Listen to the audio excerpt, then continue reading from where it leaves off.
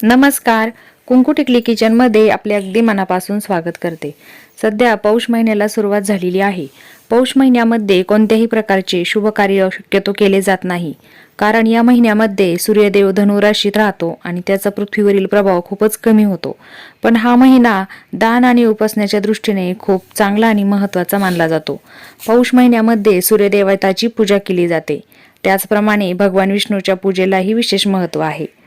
हिंदू धर्मग्रंथांमध्ये सूर्याची 12 रूपे सांगितलेली आहे. प्रत्येक उपासना वेगवेगळे परिणाम देत असते. पौष महिन्यामध्ये सूर्यदेवताची पूजा करण्याचा नियम आहे. ऐश्वर्य, धर्म, कीर्ती, ज्ञान आणि वैराग्य यांनी परिपूर्ण असलेल्या सूर्यदेवाचे भगरूप हे परब्रह्म स्वरूप मानले जाते. जर तुम्ही नियमितपणे वेळ काढू शकत नसाल तर किमान या महिन्याच्या रविवारी आपल्याला विशेष अशी पूजा सूर्यदेवताची करायची असते, कारण सूर्यदेवता हा एकमेव अशी देवता आहे की जी दररोज न चुकता प्रत्यक्ष दर्शन आपल्याला देत असते. पौष महिन्यामध्ये जे रविवार येतात त्या रविवारी सूर्यनारायण व्रत केलं जातं. प्रत्येक स्त्री सूर्यनारायणाचं हे व्रत करत असते, तो रविवारी उपवास करत असते. हे व्रत कशासाठी केलं जातं तर अखंड सौभाग्य टिकवण्यासाठी, त्याचबरोबर आपल्या घरातील जे सर्व सदस्य आहेत त्यांना चांगलं आरोग्य मिळण्यासाठी प्रत्येक स्त्री हे सूर्यनारायणाचं व्रत करत असते आणि हा रविवारचा उपवास करत असते. तर हा उपवास कसा करायचा असतो, त्याचबरोबर आपल्याला कोणत्या नियमांचं पालन करायचं असतं, तर रविवारच्या दिवशी आपल्याला काय करायचं असतं, काय करायचं नसतं, या संपूर्ण बद्दलची माहिती आपण आजच्या व्हिडिओमध्ये जाणून घेणार आहोत. तर चला व्हिडिओला सुरुवात करूयात. तर तसं पाहिलं तर पौष महिना हा संपूर्ण महिना सूर्यदेवतेच्या आराधनेसाठी समर्पित केलेला आहे. त्यामुळे तुम्ही फक्त रविवारीच नाही तर तुम्ही संपूर्ण पौष महिना सूर्यदेवतेला अर्घ्य देऊ शकता. आणि ज्यांना कुणाला हे शक्य नसेल तर त्यांनी फक्त रविवारी देखील ही उपासना केली तरी देखील चालेल.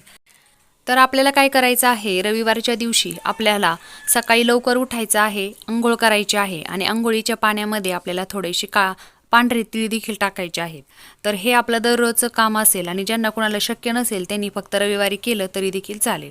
त्यानंतर आपल्याला सूर्यदेवतेला अर्घ्य द्यायचं आहे. तर सूर्यदेवता ही लवकर उगवत असते, त्यामुळे आपण लवकरच उठून अंघोळ करून घ्यायची आहे आणि जेव्हा सूर्यदेवता तिकडून उगवत असते त्यावेळी आपण इकडून अर्घ्य द्यायचं आहे. तर अर्घ्य देताना आपल्याला काय करायचं आहे, शक्यतो तांब्याचंच भांडं किंवा तांब्याचा तांब्या आपल्याला वापरायचा आहे. तर तांब्याच्या तांब्यामध्ये आपल्याला पाणी घ्यायचं आहे, त्यामध्ये आपल्याला पांढरे तीळ टाकायचे आहे, त्यानंतर हळद, कुंकू, अखंड तांदूळ, त्याचबरोबर फूल किंवा फुलाची पाकळी तुम्ही त्यामध्ये टाकू शकता. आणि अशा प्रकारचा तांब्या आपल्याला तयार करून सूर्यदेवता जेव्हा तिकडून उगवत असतात तेव्हा आपल्याला इकडून त्यांना अर्घ्य द्यायचं असतं. आणि आपण जेव्हा अर्घ्य देतो त्यावेळी ते पाणी एखाद्या झाडाला पडेल याची काळजी आपल्याला घ्यायची आहे. किंवा आसपास जर झाड नसेल तर तुम्ही अर्घ्य देण्यासाठी खाली एखादा भांड्याचा देखील वापर करू शकता.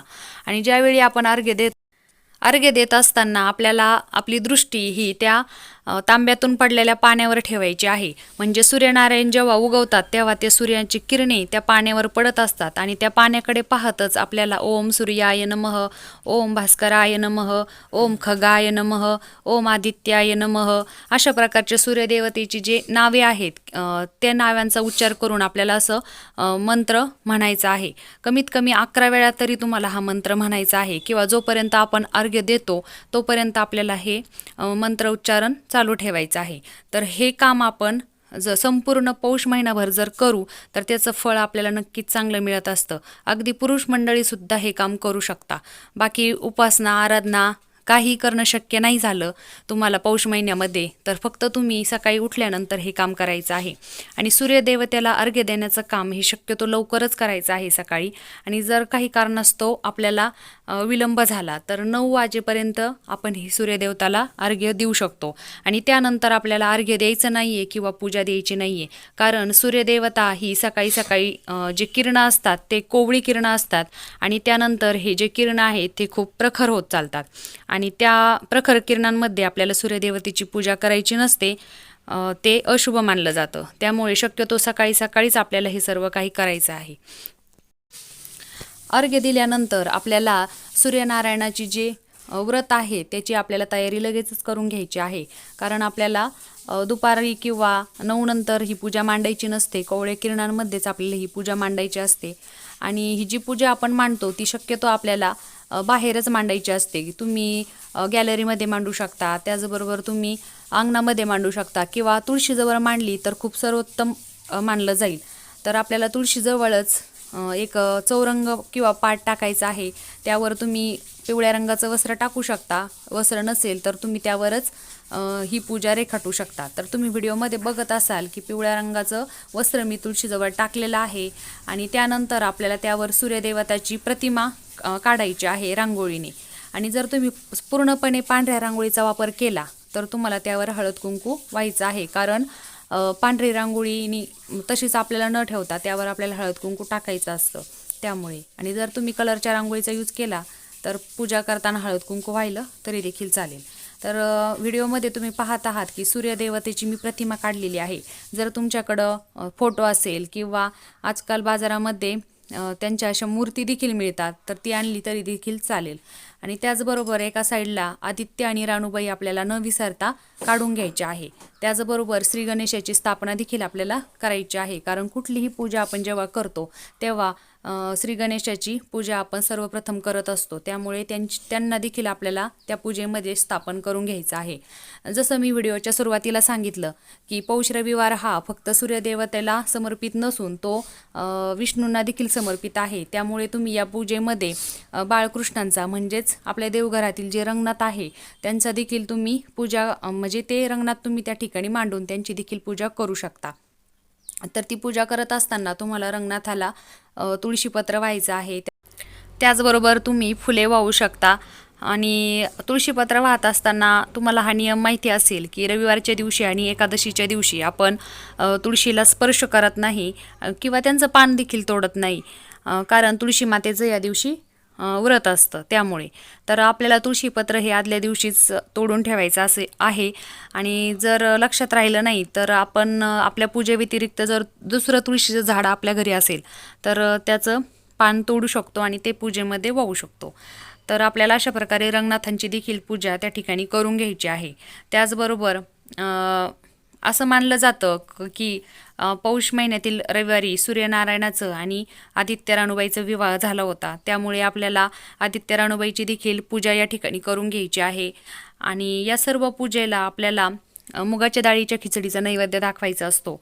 तर त्याचं खिचडी करणं शक्य नाही झालं तर तुम्ही मुगाची डाळ, तांदूळ आणि एक वांग त्यावर ठेवू शकता. आणि अशा प्रकारची वाटी तुम्ही या ठिकाणी ठेवायची आहे.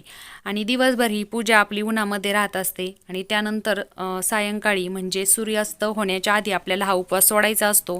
त्यावेळी तुम्ही ही खिचडी बनवू शकता, त्याचा नैवेद्य दाखवू शकता आणि स्वतः देखील ग्रहण करू शकता. आणि हे जरी शक्य नाही झालं तर आपण खिरीचा नैवेद्य या पूजेला दाखवायचा आहे.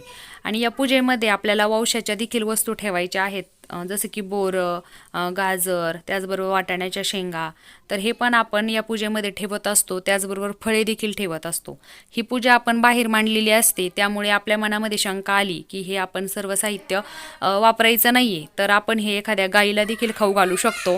तसंही या महिन्यामध्ये दान केलेलं खूप सर्वश्रेष्ठ मानलं जातं.